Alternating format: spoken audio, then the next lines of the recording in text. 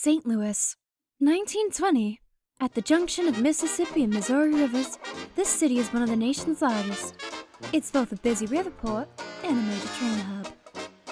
The recent enactment of national prohibition promises to bring great change, for better or for worse. The city's once prosperous breweries struggle to remain in business. Most do not survive. But an emerging underground industry begins filling the gaps. Or the taps, as it were. Meanwhile, restaurateur Atlas May owns and operates a modest niche within the city, the Little Daisy Cafe.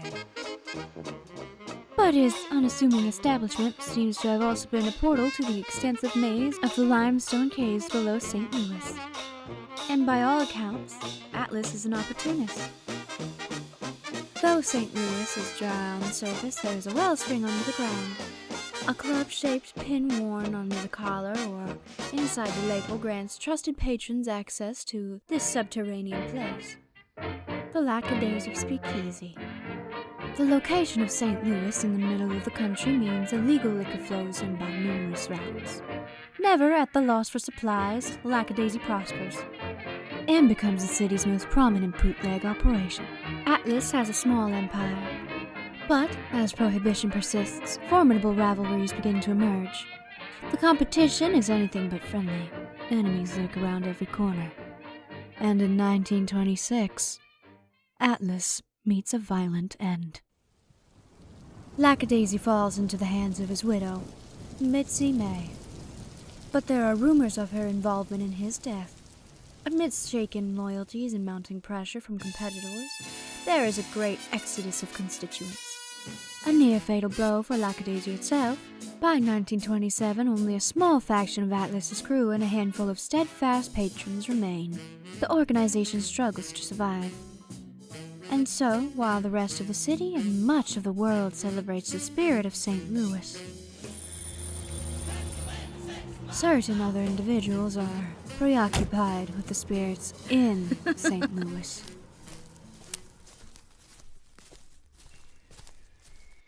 Captain Kehoe! How's old Muddy Miss been treating you this fine day? Ducky. Glad to hear it. Concerning your cargo, if I could have the where and the when? Tomorrow, after midnight, entrance to English Cave. And whatever quarrel you have, settle it here. I don't want it on my hands. Huh? Oh, well. You again? Come on. Just how much liquor do you need to sustain that riverside shanty you call an establishment? All of it. Did you swallow enough teeth last time we talked about this? As a matter of fact, I did, but I bet I still have more money than you. Overdressed mosquito.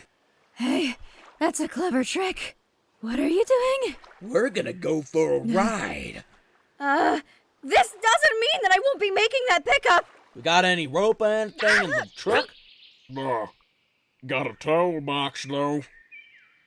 Why the special treatment, guys? Couldn't you have just bashed me over the head with something and call it a day? Well, Avril's in a bad mood today because one of the pigs gone mad and we had to shoot it. Oh! I guess that makes you my travel companion.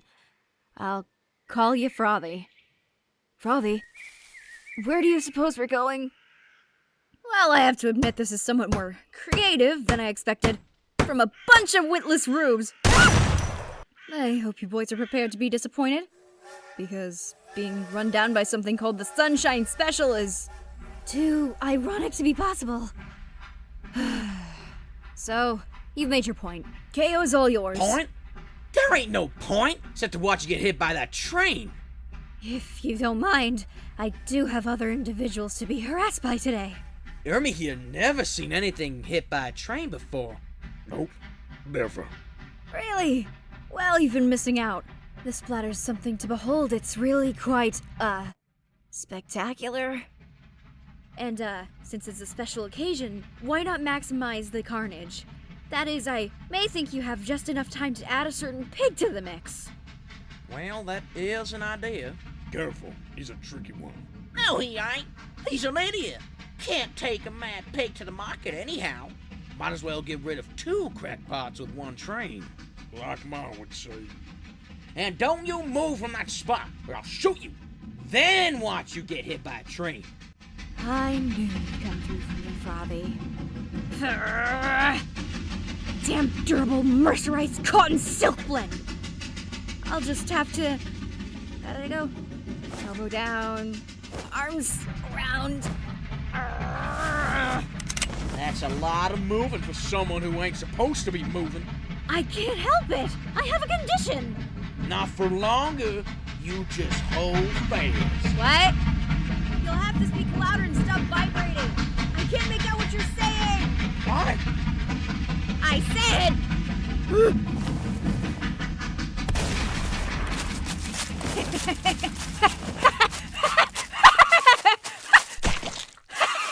Did you finish refiguring expenses? No. As far as reading material goes, the ledge is too depressing. I decided to read the obituaries instead. When you get a little older, you'll discover the only difference between tragedy and comedy is whether it happened to you or someone else.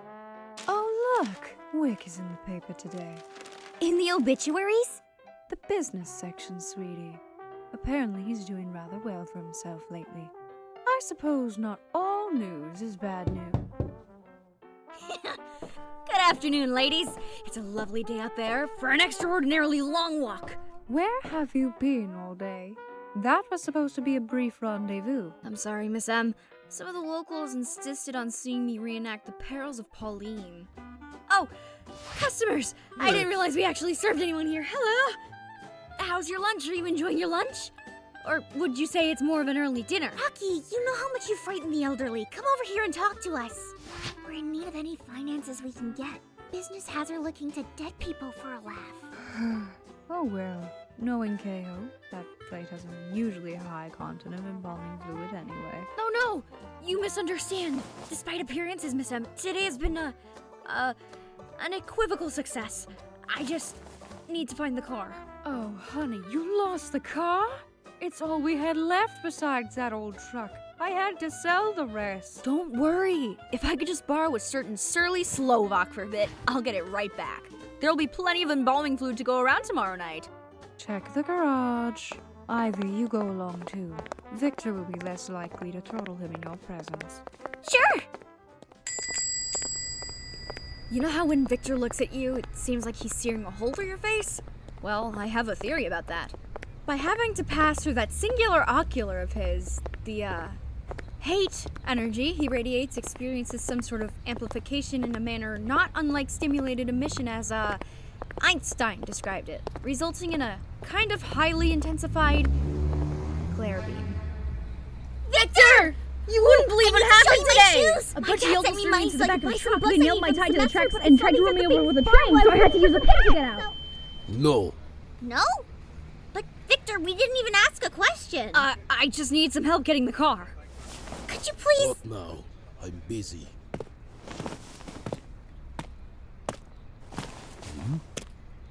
I was hoping it wouldn't have to come to this, Viktor. Bad knees, get off! How about I bend your fingers the wrong way? How about that? I'll crush the air out of your lungs, you big ornery ox. Okay, dive, get off! Okay? Was that a yes? And you aren't gonna kill him, right? Yeah, aren't going to kill him, right. Get off! Well, he's all yours. Sometimes you just have to rough him up a little bit, but really he's a big teddy bear once you... Viktor! Put the wrench down. You said you wouldn't!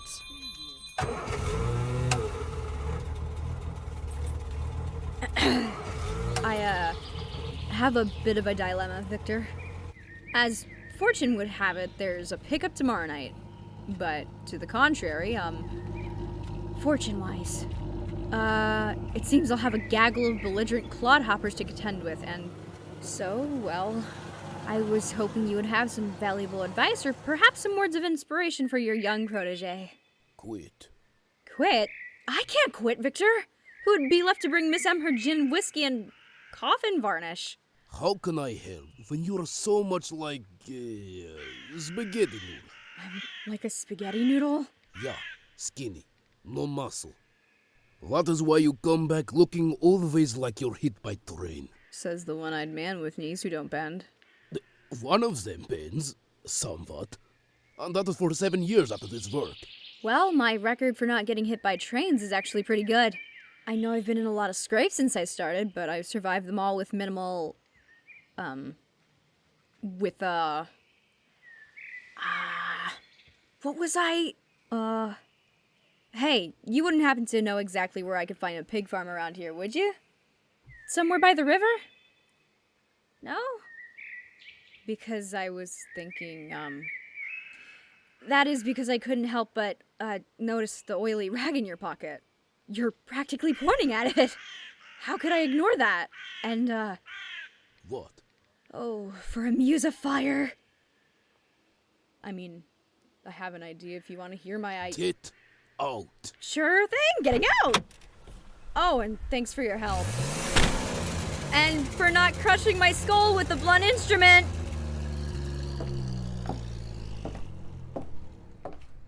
Good evening, dear. It might interest you to know Sedgwick Sable is having a new quarry blasted just west of here, between the two rivers.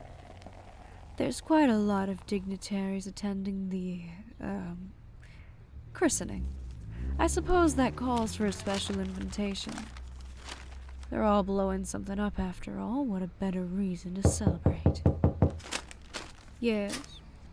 You should be careful conversing so indiscreetly with the portraiture, Miss M. People are liable to think you're crazier than a can of cricket juice. Oh, Rocky. Come on in. I found your adding machine. Thank you, sweetie. Actually, I'm glad you came. You are? You're still certain you can get your hands on that freight tomorrow night? We may have some important guests, and I can't keep watering down that watered-down whiskey we've got left. Absolutely. And not only because I got my hat back, and the car, but because Viktor gave me some invaluable, because, well, he seemed to suggest the trouble is that I'm the wrong kind of noodle. Tomorrow, I'll be more like linguine. The Union Trust building, it's getting late, but the doorman should take it if you could just drop it off on your way to wherever it is you live.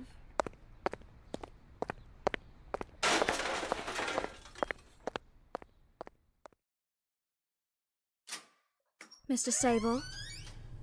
Mr. Sable, some thug brought this message for you. It's just your letter opener, Mr. Sable. The doorman said the courier looked like some scruffy excuse for a hoodlum. What are you doing here this time of night, Lacy? Well, I figured I'd stay and make more coffee if you've needed it, but I believe you've maybe had enough. Why don't you get on home and get some rest? You know, big day tomorrow and all.